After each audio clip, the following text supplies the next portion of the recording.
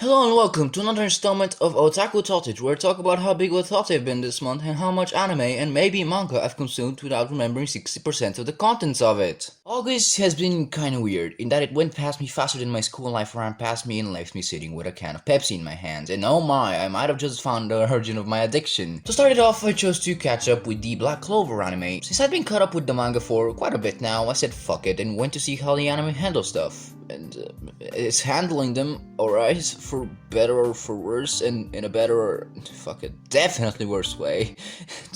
I do enjoy the new opening introduced in episode 95 though. It's actually one of my favorite Black Clover openings now, and that's saying something considering it looks like something out of an FMA series. Moving on before I start spewing even more bullshit, but the Black Clover anime has been doing okay, nothing more and nothing less. But Pierrot can get a walk cycle right, so maybe I'm giving it too much praise, who knows.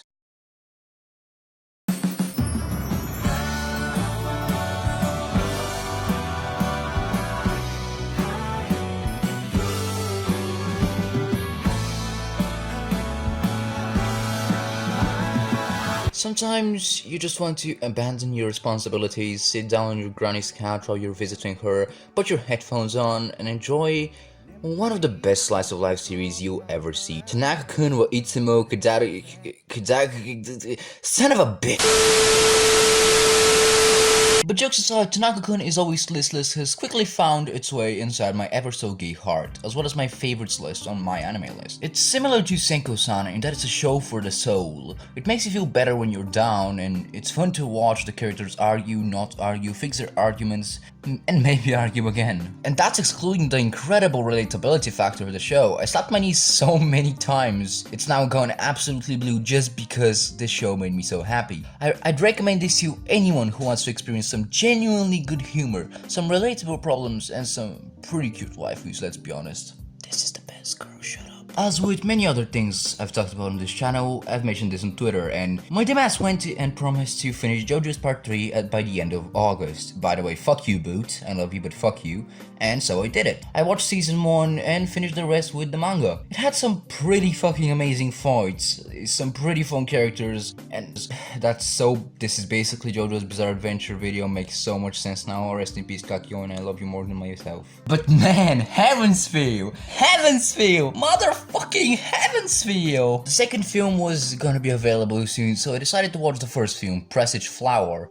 It was amazing, with fantastic little add-ons that weren't in Unlimited Blade Works or The Insane Knight, as well as great, stunning fight scenes and choreography. But even then, even after I made a short parody because I loved Presage Flower so much, it is nothing, absolutely nothing compared to Lost Butterfly, the second movie. Lost Butterfly is now one of my favorite animated movies. No, one of my favorite movies of all time. It tops Presage Flower in literally everything I could actually imagine. The characters, the action, the sex scene, and how Shiro was in denial about it.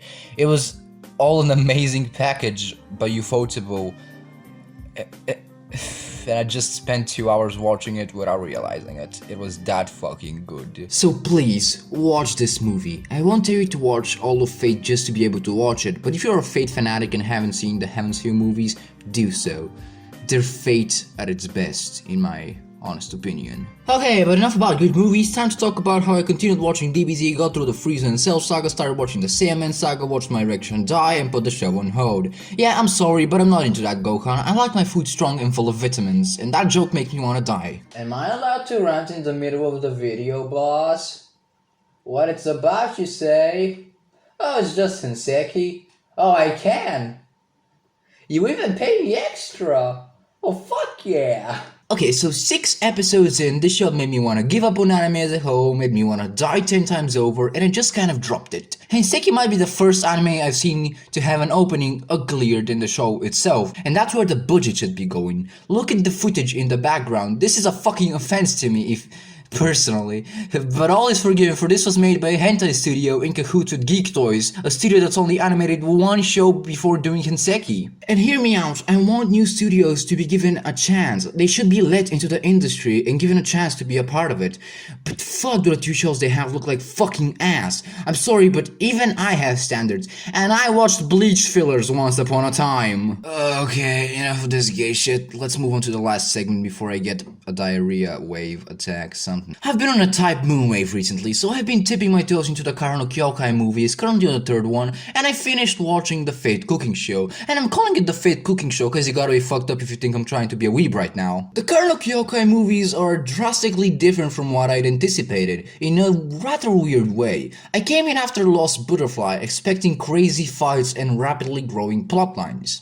Simple to say, I got one of those things and I'm really happy about it. My impression so far is that Kara no Hyokai won't be about the fights. The fights are just gonna be a small part of the giant, super interesting picture. Like how in movie 2, which chronologically is movie 1 I think, we find out a lot about Shiki, a girl who seemed utterly boring and uninteresting in movie 1, which is chronologically the fourth one. But after the second one, actually, fuck this, I'm just going by the broadcast order. After movie 2, Shiki is quite interesting, to the point where I'd stick around and watch her for a whole series. Overall, a pretty interesting series so far, which I recommend to anyone who's a fan of murder mysteries with insane protags who laugh into the literal face of a murderer, denying the quite literal facts that she might be a murderer. Then yeah, you'll love this shit. And with that, we have reached the conclusion of this month's Otaku Thottage. I wanna say sorry for procrastinating working on the letter B video. On Twitter I decided with a poll that I will be doing half a core a video, so that's how everything wrong withs are gonna go from here on out. I'm on episode 4 in editing, so yeah, I'll try to get it out by next week. The last thing I wanna mention in this video is that I didn't mention every single series I watched this month. So if you wanna check them out for yourself, my anime list link will be down in the description, so you can, flame me for not mentioning that I watched Bleach or something else, I don't know, but yeah, hope to see you then in the next video, and thank you for watching. Goodbye!